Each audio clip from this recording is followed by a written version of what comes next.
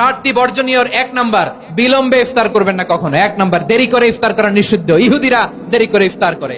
লা ইয়াজালুন নাসু আলা খাইরিন মা আজ্জালুল ফিতরা। বিশ্বনবী বলেছেন, এই উম্মত যতদিন আগে আগে ইফতার করবে, এই উম্মতের কপাল থেকে কল্যাণ কেউ ছিনিয়ে নিতে পারবে না। চিল্লায় বলেন ঠিক কিনা? আজানের জন্য বসে থাকবেন না, সময় দেখবেন। স্থানীয় সময় যখন সূর্যাস্ত হওয়া মাত্রই বিসমিল্লাহ, খেজুর খেয়ে ফেলবো। পারবেন তো নাকি দেরি করবেন? 2 নাম্বার, রমাদানের পবিত্রতা বজায় রাখবো। কোন তর্ক বিতর্ক অশ্লীলতায় আমরা জড়াবো না, ঝগড়া করবো না, সরাসরিও না, ফেসবুকেও না। করবেন? কেউ গালি দিলে বলবেন ইন্নী ইমরুউন সায়েম, আমি রোজাদার। আল্লাহর হাবিব শিখিয়েছেন, কেউ যদি তোমার গালি দেয়, কটু কথা বলে, অশ্লীল কথা বলে, রমজানে তুমিও বলতে পারবা না। তুমি বলতে পারবা ইন্নী ইমরুউন সায়েম, আমি রোজাদার। আজকে থেকে নিয়ত করেন, রমজানে কেউ গালি দিলে আপনি একটা গালি দিবেন নাকি? কি বলবেন? রোজাদার, রমজানের পবিত্রতা আমি ভঙ্গ করতে পারবো না।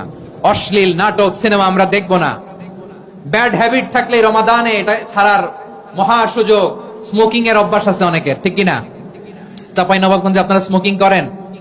আলাম ইয়াদা কাওলা যুরি ওয়াল আমালা বিহি ফালাইসা লিল্লাহি হাজাতুন ফি আইয়াদা তাআমাহু ওয়া শারাবা। যে রমজানে মিথ্যা কথা, মিথ্যা কাজ, মিথ্যা সাক্ষী ছাড়তে পারে নাই, তার না খেয়ে থাকা, উপবাস থাকা দিয়ে আল্লাহর কিছু যায় আসে না। এজন্য মিথ্যার সাথে আমাদের কোনো সম্পর্ক আছে? মিথ্যা বলবো না। 4 নাম্বার, অপচয় করব না। ইন্নাল মুবাযযিরিনা কানু ইখওয়ানাশ শায়াতিন ওয়া কানা শাইতানু লিরাব্বিহি কাফুরা। অপচয়কারী শয়তানের ভাই। আচ্ছা, যে শয়তানের ভাই ও নিজেও আরেকটা কি? শয়তান। যে শয়তানের ভাই ও নিজেও আরেকটা কি? অপচয় করব না। ইফতারি করতে যে আমরা অনেকে অপচয় করি, এগুলো করবেন আপনারা না। অপচয় করব না। 5 নাম্বারে, রিয়া, লোক দেখানো ইবাদত আমরা করব না। লোক দেখানোর জন্য নামাজ, রোজা, জিকির, তেলাওয়াত, দান সদকা এগুলো করলে আল্লাহর দরবারে এগুলো কবুল হবে? বিশ্বনবী বলেন, দাজ্জালের ফিতনার চেয়ে একটা বড় ফিতনার ভয় আমি করি। সেটা কি? আর রিয়া, শো অফ মেন্টালিটি, লোক দেখানো মানসিকতা। এটা থেকে আমরা বিরত থাকবো ইনশাআল্লাহ। 6 নাম্বার, অনেক গুরুত্বপূর্ণ। ব্যবসায়ী ভাইয়েরা, ব্যবসা করেন কারা কারা? হাত তুলে দেখান তো আমারে। মাশাআল্লাহ, হাত নামান।